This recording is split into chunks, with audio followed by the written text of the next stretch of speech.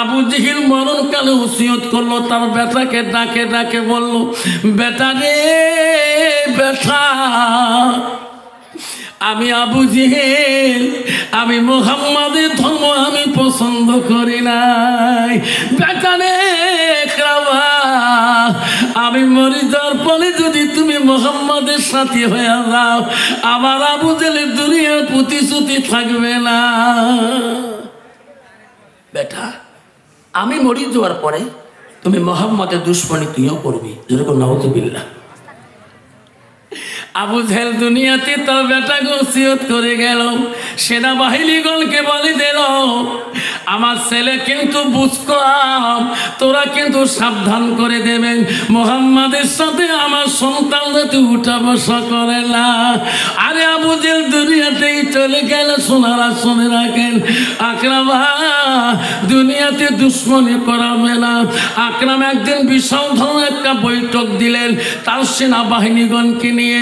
উনি বক্তব্য রাখলেন, আবু জেহেলের বেটা বক্তব্য রাখলেন, ও সেনাবাহিনীরা, আমার বাবা থাকা সেনাবাহিনীরা, আমি থাকা সেনাবাহিনীরা শুনে রাখেন, আমি আকরামা যতদিন পৃথিবীতে জিন্দা থাকবো অতদিন মুহাম্মাদের সাথে তোরা কেউ উঠে বসে করতে পারবেন না, আলিঙ্গন করতে পারবেন না, কথাও বলতে পারবেন না। আইন পাশ করে দিলেন। আকরাম একদিন সেনাবাহিনী নিয়ে ঘুরতে যায়। আকরাম সুন্দর ঘোড়ার পৃষ্ঠে চড়িয়ে যায়, সাথী সঙ্গী নিয়ে বাজি বাজনা নিয়ে যায়। আমার দয়া রাসূল আসতেছিল, আকরাম দল যাইতেছিল। আমার নবী দেখছে রে, এই দাদার দল ওই আবু জেহেলের বেটার দল, আমার আর শত্রুকে আমার পথ ছাড়ি দিতে হবে, এনাদের দলকে যেতে দিতে হবে। আমরা আল্লাহ নবী আলগা হয়ে দাঁড়িয়ে রইলেন। আকরাম সেনাবাহিনী নিয়ে বাজে বাজনা দিয়ে যায় গো। ওই সময় আকরামের চোখের নজরটা আমার সোনার নবীজির নজরে নজরে পড়িয়া যায়। আকরাম ঘোড়ার পৃষ্ঠে থাকতে পারল না, ওই ঘোড়ার পৃষ্ঠে তাকে চাপ দিয়ে নামি দিয়া বিশ্ব নবীর সাথে আমার মুহাম্মাদের সাথে মোলাকাত করে। যেরকম সুবহানাল্লাহ।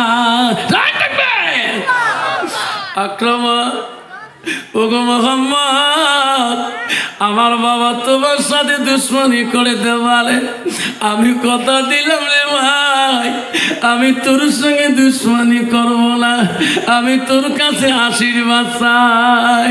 নবী বলল, আকরাম রে, তুমি যখন আমার কাছে আশীর্বাদ চাইলা, আমি দোয়া করব রে, তোর দুনিয়াতে দুশ্মনী থাকবে না।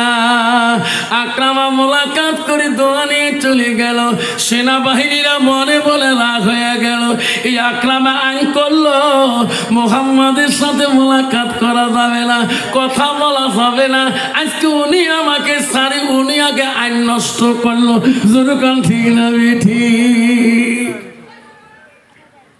আকরাম নতুন রাজ্য রাজা। আকরামা কালকে তুমি আইন করছো কি, আজকে হলো কি?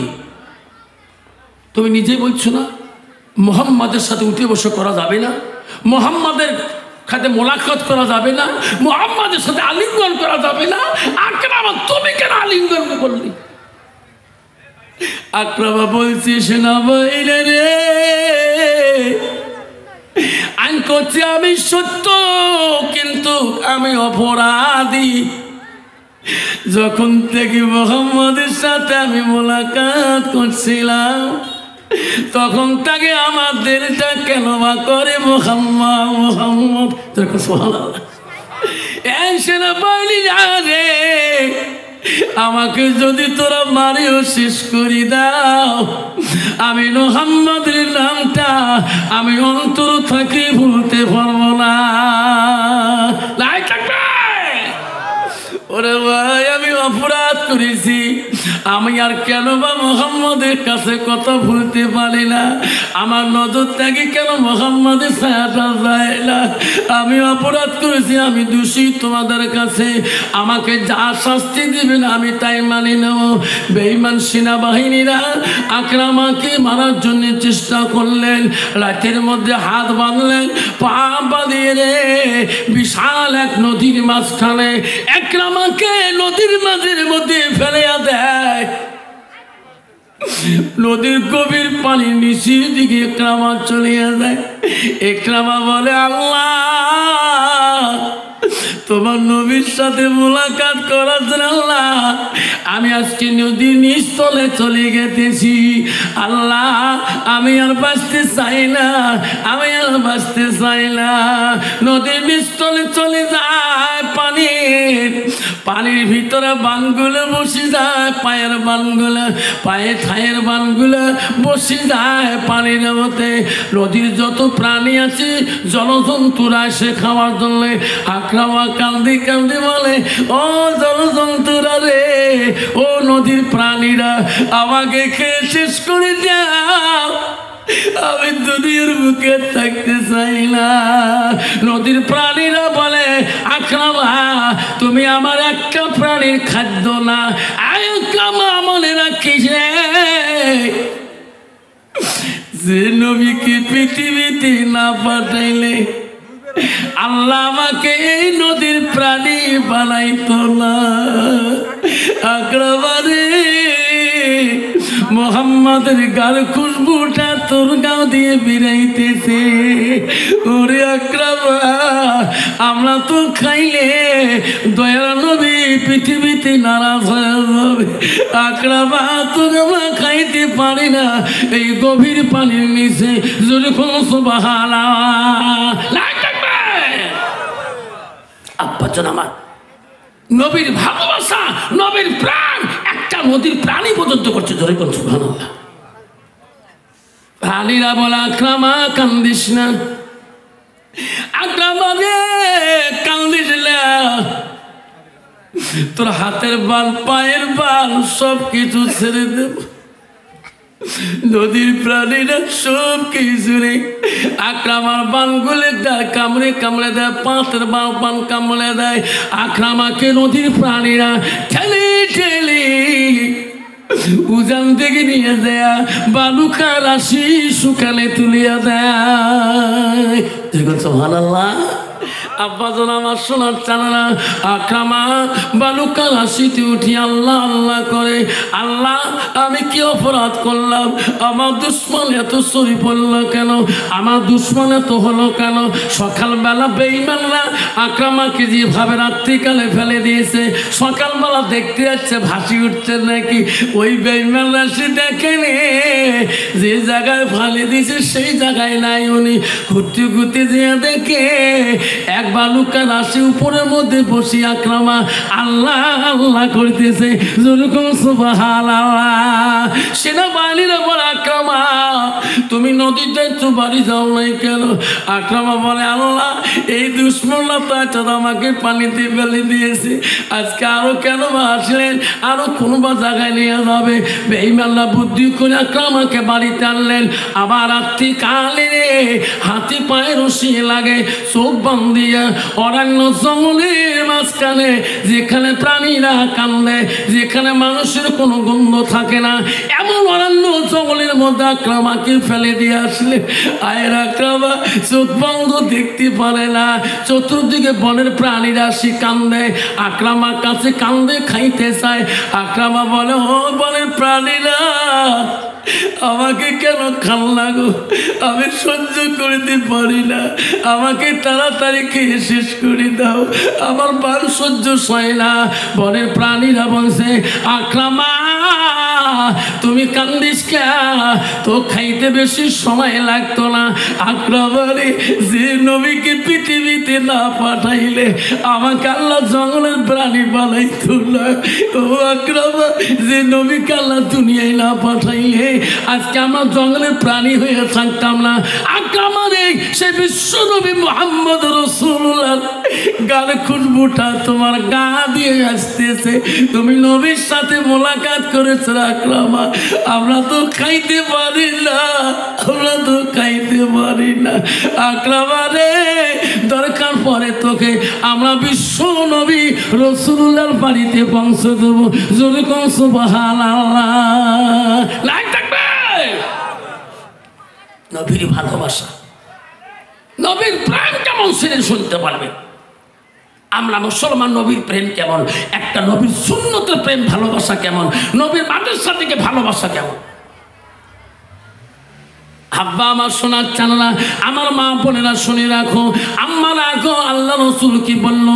আলমার আতুই যে সাল্লাত খামসাহা, আমার নবী বলে কোনো একটা মেয়ে যদি 5 ওয়াক্ত নামাজ পড়ে, ওয়াসামা শাহরুহা, ওই মেয়েটা যদি রমজান মাসে রোজা করে, ওয়াসানা ফরজাহা, ওই মেয়েটা যদি মা পর্দায় পুষি দেয় থাকে, নিজের চরিত্রটাকে পবিত্রতা রাখে, নবী বলো আতাত বালাহা, ওই মেয়েটা যদি স্বামীর খেদমত করে, রাসূল বলো ফাকাদ কোনো মানায় আবু আবিল জান্নাতিল সাদ, নবী বলো ওই নারীদের জন্য আল্লাহ 8টা জান্নাতের দরজা খোলা রাখবে। যদি কোন সুবহানাল্লাহ লাইক থাকবে। কিন্তু বাবা বর্তমান যুগের নারীরা না নামাজ পড়ে, না রোজা করে, না পর্দা পুষি দেয় থাকে। কেন বাবা? ওই মেয়েটার ভিতরে এলেমের অভাব। ও সোনা রে, ওই মেয়েটার ভিতরে যদি এলেম থাকতো, আজকে ওই মেয়েটা কোনোদিনও বেপর্দায় চলতো না। আল্লাহ রসুল কি বললেন শুনে রাখো বন্ধুগণ আমার, ওই মেয়েটা জান্নাতের রাস্তা গেলে আল্লাহ রসুল বলো মান সালাকা তোরা যদি সৎ রাস্তায় চলতে চাও, জান্নাতি রাস্তায় চলতে চাও, তাহলে তোমার সেই রাস্তায় চলতে হবে, যে রাস্তায় চললে তোর জান্নাত পাওয়া যাবে। আল্লাহ রাসূল বলো সাল্লাল্লাহু আলাইহি তারিকাল ইলাল জান্নাত, সেটাই হলো তোমার জান্নাতি রাস্তা। সুবহানাল্লাহ। ভাবছো না আমার সোনার চালা বহুত ছেলে আজকাল মদ খায়, গান্দা খায়, তোমাদের খেয়াল বাড়ির না খায়। বাবা কত ট্যাবলেট, গিসার ট্যাবলেট। এই যে কয়দিন আগে দেখলাম যে ফেসবুকের মধ্যে গোলগঞ্জ রেলগেটের মধ্যে একটা চ্যাংড়া কয়দিন ধরা পড়লো। আল্লাহ, চ্যাংড়াটার মাথার কি পা পর্যন্ত খায় নিশার ট্যাবলেট জামার ভিতরে। কোন ছেলে? ঝগড়ার পা ফল্লা শেখের ছেলে। কত বড় লজ্জার কথা, যদি ঠিক না ঠিক। মুসলমানের ছেলে আজকে, মুসলমানের ছেলে গাঁজা খায়, মুসলমানের ছেলে ড্রাগস খায়, মুসলমানের ছেলে নেশা পান করে, মুসলমানের ছেলে মদ পান করে। মুসলমান যদি মদ না খায়, মুসলমান যদি গাঁজা না খায়, মুসলমানদের ট্যাবলেট না খায়, মুসলমান যদি তাস না খেলায়, ভারতবর্ষ জমিনে এই কয়টা কোম্পানি সরকারের কাছে বন্ধ হয়ে যাবে। যখন ঠিক না বেটি, মুসলমান মদ খাওয়া বন্ধ করুক, মুসলমান তাস খেলা বন্ধ করুক, ধুপড়ি জেলার মোড়ে তাসের দোকানে তাস বহাইয়া পড়ে যাবে, বিক্রিও হবে না। তোমার না খেলে বা ইস আমার তেরে বাপরে বাপ, লেট্রিনের 5 পাকে খেলায় এত গুড় গন্ধ। একজন বিড়ি লাগাইছে, একজন স্পিকার লাগাইছে, আসে না নাই? কতগুলো লোক দেখবেন আমারটি, তোমার আমারটি আছে বাবা, দেখবেন মাঘ মাসে মানুষের কথা কথা ধুমে বিড়ে না, সত্যি বিড়ে না, কথা তো ধুমে বিড়ে, নাক দিয়ে ধুমে বিড়ে। ওই লোকটা যে লেট্রিন বসে পায়খানা করে, তাও পায়খানা ধুমে বিড়ে। তোর ঠিক না ঠিক বাবা? বিড়ি ধরিয়ে লাগাই রে, পায়খানা ধুমে, মুখে ধুমে একবারে ভিতরে। তোর ঠিক না ঠিক বাবা? মুখে রে বাবা তুই বিড়ি খাচ্ছি কে? গ্যাস হুজুর না যে পেটের গুড় বিড়বেন নয়, আসে না নাই? বেশিরভাগ লেট্রিনও দেখবেন বিড়ির মুড়ে দিয়ে ভর্তি। আমার ওই মানুষটা তুমি বুঝলি না, পায়খানাটা খারাপ বস্তু, ধুমেটা আসে যাবে, তো ধুমের সাথে একবারে ঢুকি যাবে। ও সোনারে, ওই লোকটার ভিতরে না থাকার ধরনে আজকে ওই ছেলেটা লেট্রিনের হইতে সিগারেট বিড়ি খায় গো। ওই ছেলেটার ভিতরে যদি আল্লাহর কোরআন থাকতো সোনা, ওই ছেলেটা কোনোদিনও ওই নেশাটা করতো না। ও মা বোনেরা শুনে রাখো, আম্মারা শুনে রাখো, 90% মহিলা আছে বাবা পর্দায় থাকতে চায় না। আল্লাহ রাসূল ওয়াসালাত ফরাজাহা, ওই মেয়েটা যদি পর্দায় পুশিদায় চলে, আল্লাহ রাসূল ওয়াতাত বালাহা, ওই মেয়েটা যখন স্বামী বাড়িতে যাবে স্বামীর দিকে তাকায়াবে, আল্লাহ রাসূল যাওজুহা আনহা রাদিন, তার স্বামী যদি তারপরে দেখি শুনি রাজি খুশি হয়ে যায়, আল্লাহ নবী বলল দাখালাতিল জান্নাত, সেই মেয়েটা হবে জান্নাতি। সুবহানাল্লাহ। তো বাবা বর্তমান যুগের নারী তোমার দেখাত কেমন? আব্বারে স্বামী বাড়ি গেলে কোন স্বামীর দিকে তাকায়, তোমাকে দেখে দেহা মানাছিস বাবা। বর্তমান ডিজিটাল যুগের নারীরে বাপ যদি কালে বলে ব্যবসা মাথা ঘাম পায়ে ফেলে দিয়ে বড় গাড়ি ওয়া গাড়িয়ে টোটো মারিয়ে ভুট্টে গাড়িয়ে যদি ব্যবসা বাড়ি যায় এক গাছ পানি দেবো মরিয়ে পানা ঘুমিয়ে মরিয়ে পাঠায়, ঠিক না? আমি ঠিক আমারা শুনি রাখো মা, ও খানা বাড়ির মা, ও মা ভামন লাগার মা, হালা করের মা, বহুদূর থেকে এসেছিল মা। মা গো তোমার মতো নারী ছিল মা, নবীজির প্রথম স্ত্রী, তার নাম ছিল মা খাদিজাতুল কুবরা। তোর বাড়িতে খের বাড়ি, তোর নাম খাদিজা। ও মা নবীজির দ্বিতীয় বিবি ছিল মা হযরতে সাউদা রাদিয়াল্লাহু তাআলা। মা গো নবীজির তৃতীয় বিবি ছিল হযরতে মা আয়েশা সিদ্দিকা আম্মাজান। নবীজির চতুর্থ বিবি ছিল হযরতে জয়নব রাদিয়াল্লাহু তাআলা। নবীজির পাঁচতম বিবি ছিল হযরতে হাফসা রাদিয়াল্লাহু তাআলা। নবীজির 6 নম্বর বিবি ছিল হযরতে উম্মে সালমা। নবীজির 7 নম্বর বিবি ছিল হযরতে উম্মে হাবিবা। নবীজির 8 নম্বর বিবি ছিল হযরতে মাইমুনা। নবীজির 9 নম্বর বিবি ছিল হযরতে সুফিয়া। নবীজির 10 নম্বর বিবি ছিল হযরতে রায়হানা। নবীজির 11 নম্বর বিবি ছিল হযরতে মারিয়া। নবীজির প্রত্যেক জীবনে 11 জন স্ত্রী চলে যায় বাপ, কোন স্ত্রী দ্বারায় নবীজি কোনোদিন জীবনে কষ্ট পায় নাই। কন্ত বাবা বর্তমান যুগের জামানা পুরুষরা একটা বিবি দ্বারা কষ্ট পায় কিনা? ফাঁকি দেন না, পায় না? না পায়, পায় না। কত নাকে টাকে ঠিকই ফেলাইবে কষ বু, তুই কষ আফসা মানা কাল খেলা বাড়ি যাচ্ছে দেখতো বউ বেসরা এমনি সাদা মানুষ কত নাকর ঢিকি ফেলেছে, কোনোদিন খেলা বাড়ি বাবা কাউ কয় নাই, আসলে নাই বাবা রে। বউ যদি নাকে টাকে টমাটো ঢেকি বা গুড়িও ফেলে কবে কোন গুড়ি বউ গুড়িয়েছে কবার নয়। বউ এলে ওয়া শুনিয়ে কোল জায়গায় থরথরে কাঁপে লাগছে, এই ওই গত শনিবার ঢেকি ফেলেছ নাকে ডাকে। বেসরা সব আবার যাচ্ছে বুঝে গেছো, এলে শনি বউ নিন ধরে না, বাড়ি ওয়ার শনি বাড়ি গেল গাওকে থরথরে কাঁপে। তোমরা বাড়ি গেল এর মতো আও আমি নেই 3 মাস থাকি, আও করঙে না। মোর মা মন আছে বাপ মরিছে তাও করে নাই, দেখুন ঠিক না? ঠিক বুঝবো হুজুর যেই গেছে বাড়ি যে কাপ ধরে হাত ধরে মাপ করো, যা ঠিক আছে কাউ কর নাই মাফ করি দাও, যা মাফ করে দিল যা। তো বৌমর লোকটা সাদা হলো, যেই মাফ করে দিছে বুতুনে কবু গা আমাকে ঝান্নাগুলো উঠে পাতলা হল। আজকে সকালে চাই দিয়ে ভাতটা তো পেট ভরে না। তুইও তার ওয়াজ শুনবে গেছিস না? তাহলে হ্যাঁ তুই বল নিজের মাসির বেটি বোন হয় ভাইসে মুখ কইছে, তুই বলে গুড়ি কাল দিবি থাকি তুই মাপ নিস না। মুই মাপ নে, মোর মাও মরে গেছে যে মোর বাপের সাথে মাপ নেই নাই, মোর মার ভয় মা মোর বাপ আগমনে বাড়িয়েছি নাই, এরকম ঠিক না? ঠিক। মা যদি ভালো হয় মেয়ে ভালো হবে, মেয়ে যদি ভালো হয় রে মা ভালো হবে, মাস্টার যদি ভালো হয় ছাত্র ভালো হবে, ছাত্র যদি ভালো হয় রে মাস্টার ভালো হবে, ইডি যদি ভালো হয় ফার্মা ভালো হবে, ফার্মা যদি ভালো হয় রে ইডি ভালো হবে। এমন জাতের কচু আছে অল্প জালে সিদ্ধ হয়, এমন জাতের মেয়ে আছে অল্প কথায় বুঝিয়ে পায়, এমন জাতের কচু আছে অল্প জালে সেজে না, এমন জাতের মেয়ে আছে অল্প কথায় বোঝে না।